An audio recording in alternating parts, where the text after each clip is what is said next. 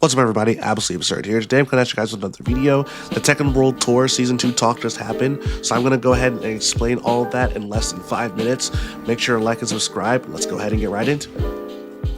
There's now a Season Pass and a Season Character Pass. If you only have the Season Character Pass, you will only get the characters, whereas the full Season Pass will include the 2 changes. In my opinion, this is fine, unless they make the price of the full pass higher than what it was for Season 1. Otherwise, they're still baiting you into paying for stages, which I completely disagree with. Heat Burst and Heat Smash can now be performed from stances in general. While some characters already have this option, it looks like the dev team is looking to expand this option even further amongst the cast. They did state it's going to be for certain characters, so it likely will not be universal, but that still sounds pretty scary.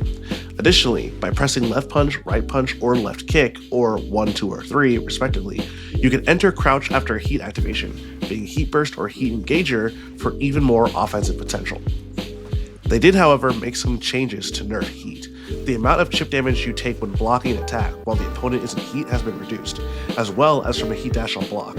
On top of that, standing Power Crush Heat Engagers have been completely removed, so these moves that have been tormenting you no longer will. Some very important system changes have been made. You can now sidestep into the foreground from a crouching state, eliminating the disadvantages that exist in some matchups, depending on whether you're player 1 or 2. More importantly, sidestepping can now be buffered, and round start now has input buffering as well, which should create much less randomness to round start situations and reward time in the lab for knowing what options beat your opponents at round start. So there's going to be a lot of changes to the ranked system. Ranked will no longer make matches based on Tekken power, but based on highest rank achieved.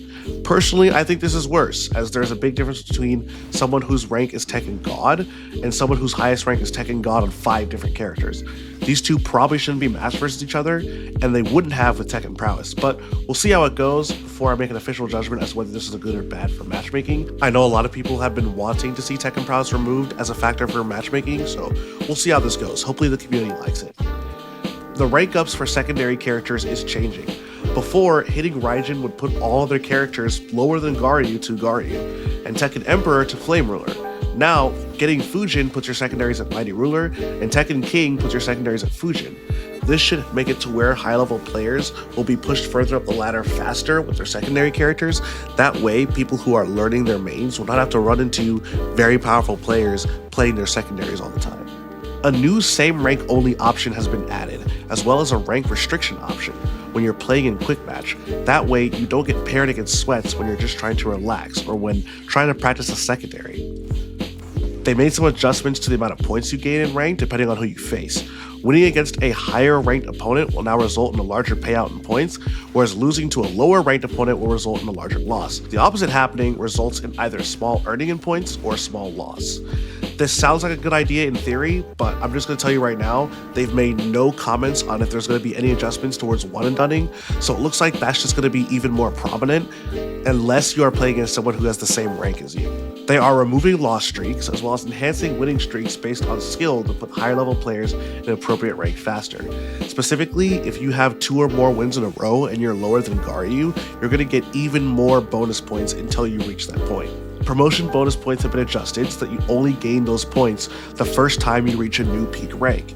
If you demote and then promote again to a rank you've already been to, you will not receive a promotion bonus. With all of these rank changes, there will also be a soft rank reset to begin the season.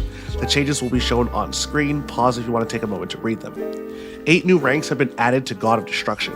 Because of this, there will be a slight ranked inflation as more players will be able to reach ranks like Supreme and Destruction because more players have ascended past those ranks.